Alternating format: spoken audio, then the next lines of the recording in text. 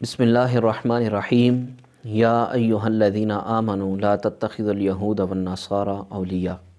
صدق اللہ العظیم۔ السلام علیکم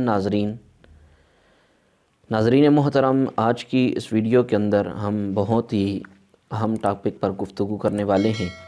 تمام احباب اس ویڈیو کو آخر تک ضرور دیکھیں، اور اس میں جو بات میں کرنے جا رہا ہوں وہ میرے اور آپ کے یعنی کہ سب کے ایمان کا ایک حصہ ہے۔ نبی کریم رؤوف الرحیم صلی اللہ تعالیٰ علیہ وسلم کی محبت ہر ایمان والے کے ایمان کا حصہ بلکہ جزء اول ہے۔ جب تک کہ حضور علیہ السلام کی محبت کسی کے دل میں نہیں ہوگی تو وہ بندہ اس وقت تک کامل مومن ہو نہیں سکتا ہے۔ یہ نبی کریم صلی اللہ تعالیٰ علیہ وسلم کا اپنا فرمان ذیشان ہے، لا یؤمن احدکم حتی اکون احب الی من والدہ وولدہ والناس اجمعین، کہ تم میں سے اس وقت تک کوئی بھی بندہ مومن نہیں ہو سکتا جب تک کہ وہ اپنے والدین سے بڑھ کر، اپنی اولاد سے بڑھ کر اور تمام لوگوں سے بڑھ کر جب تک مجھ سے محبت نہیں کرے گا اس بندے کا ایمان مکمل نہیں ہو سکتا ہے۔ تو یہ میرے اور آپ کے ایمان کی اگر اصل جاننی ہے تو میرے اور آپ کے ایمان کی اصل جو ہے وہ حضور علیہ السلام کی محبت ہے۔ جب تک کسی دل میں حضور کی محبت نہیں آ سکتی ہے، جس دل میں حضور کی محبت نہیں ہوگی تو وہ بندہ کامل مومن ہو ہی نہیں سکتا ہے۔ ختم نبوت کی بات کرنے جا رہا ہوں کہ آج آپ نے بھی دیکھا کہ آج جو ختم نبوت کے، جو تحفظ ناموس رسالت کے لیے جن لوگوں نے اپنے گھروں کو چھوڑا سردی کے اس موسم میں، صرف اس وجہ سے کہ فرانس جو نبی کریم صلی اللہ تعالیٰ علیہ وسلم کی شان کے اندر گستاخی کر رہا تھا، کہ اس کے سفیر کو یہاں سے ہٹانے کے لیے، سفارتی تعلقات ختم کروانے کے لیے، کہ جو لوگ اس مشن کی خاطر اپنے گھروں سے نکلے، اپنی جان کو ہتھیلی پر رکھ کر نکلے ہیں، اور یہ اس پاکستان کے اندر کہ جس پاکستان کو لا الہ الا اللہ کی بنیاد پر حاصل کیا گیا تھا، اس وطن میں جب وہ نکلے تو ان پر ان ہی مسلمانوں نے تشدد کیا، اس حکومت نے تشدد کروایا۔ یہ اس حکومت کی نااہلی ہے، اور یہ حکومت یہ ثابت کر چکی ہے کہ ان حکمرانوں کا دین کے ساتھ کوئی تعلق نہیں ہے، کیونکہ ہم مسلمان ہیں۔ میں نے پہلے بھی بات کی ہے کہ یہ ہم سب کا، یہ تمام امت مسلمہ کا ایک اہم مسئلہ ہے، اور یہ ہمارے ایمان کا تقاضا ہے، ہمارے ایمان کا بچاؤ اسی کے اندر ہے۔ اس میں کوئی بھی، چاہے دیوبندی ہو، اہل حدیث ہو، بریلوی ہو، کسی بھی مسلک سے تعلق رکھنے والا ہو، یاد رکھیں کہ نبی سب کا ایک ہوتا ہے۔ اب یہ بتائیں کہ یہ فیض آباد کے اندر جو لوگ حضور علیہ السلام کی عزت کی خاطر جو نکلے، اور ان کا مشن، ان کا مطالبہ جائز تھا کہ یہاں سے سفیر کو ہٹایا جائے، سفارتی تعلقات ختم کیے جائیں، اپنے سفیر کو واپس بلایا جائے، یہ تو ہر مسلمان اس پر ایگری ہے، ہر مسلمان اس پر راضی ہے۔ اس مطالبے پر ان لوگوں نے مسلمانوں پر، حضور علیہ السلام کے دیوانوں پر تشدد کیا، اور ان پر آنسو گیس کے شیل پھینکے گئے۔ تو یہ حکومت کیا ثابت کرنا چاہ رہی ہے؟ میں صرف میرا دل بہت دکھ ہے اس وجہ سے کہ حضور علیہ السلام کے عاشق جس جگہ پر نکلے ہوں، وہاں پر اگر کوئی غیر ہوتے تو ان پر اتنا افسوس نہ ہوتا۔ ہمارے نام نہاد مسلمان حکمران جنہوں نے یہ کام کیا ہے، ان کو شرم آنی چاہیے تھی۔ ریاست مدینہ کا نام لینے والے، ریاست مدینہ کے جھوٹے دعوے کرنے والے تھے۔ ریاست مدینہ کی الف تک کا جس کو پتہ نہیں ہے، وہ ریاست مدینہ کے دعوے کرے اور اس کے اندر یہود و نصارہ کے طریقہ کار کو رائج کیا جائے۔ کیا یہ ہماری مسلمانی ہے؟ یہ وہ لوگ ہیں۔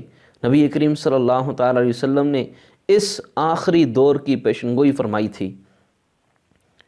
تو سامعین محترم، یہ میں نے جتنی میری استطاعت تھی اس استطاعت کے مطابق میں نے اپنی آواز کو بلند کیا۔ اللہ تبارک و تعالیٰ نے قرآن مجید فرقان حمید کے اندر ارشاد فرمائی، یا ایہا الذین آمنوا لا تتخذوا الیہود والنصارى اولیاء، کہ ایمان والو کہ تم یہودی اور نصرانی ان لوگوں کے ساتھ کبھی بھی دوستی مت کرنا۔ یہ وہ لوگ ہیں کہ جو تمہارے کبھی بھی نہیں ہو سکتے ہیں، اور ہمارے حکمران ہر وقت مانتے ہی ان کے ہوتے ہی یہود و نصارہ کے اندر ہیں۔ ہمارے ملک کے اندر یہ نظام اسلام کا نافذ ہونا چاہیے تھا، لیکن آج ہماری عدالتوں کا نظام دیکھا جائے، وہ پیسے پر بک رہے ہیں۔ ہمارے جج آج ہمارے حکمران وہ پیسے پر بک رہے ہیں، کافروں کی باتوں کو مان رہے ہیں۔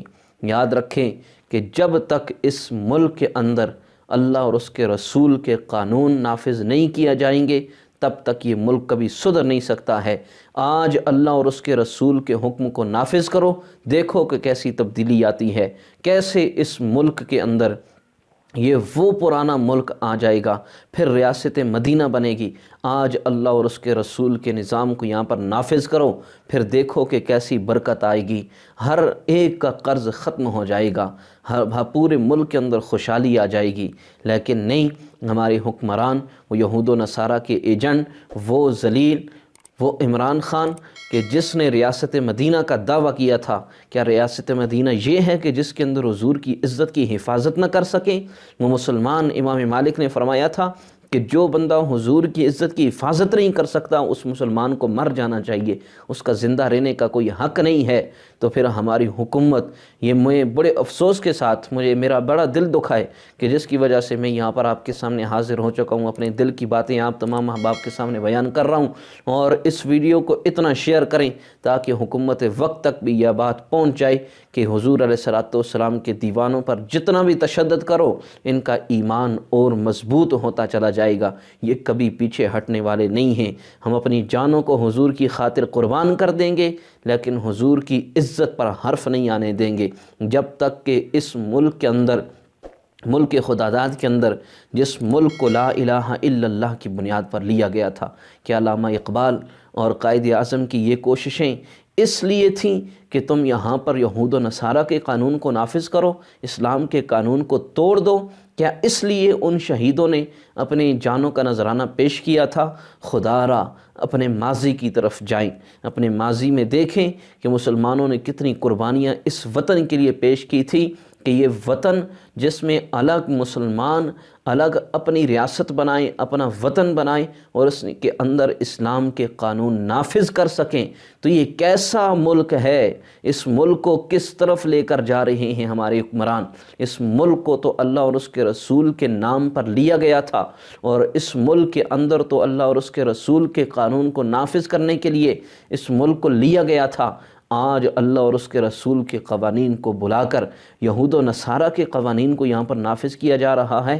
خدا را مسلمانوں، عقل کے ناخن لو، عقل کے ناخن لو، حکومت وقت کے خلاف اٹھ جاؤ۔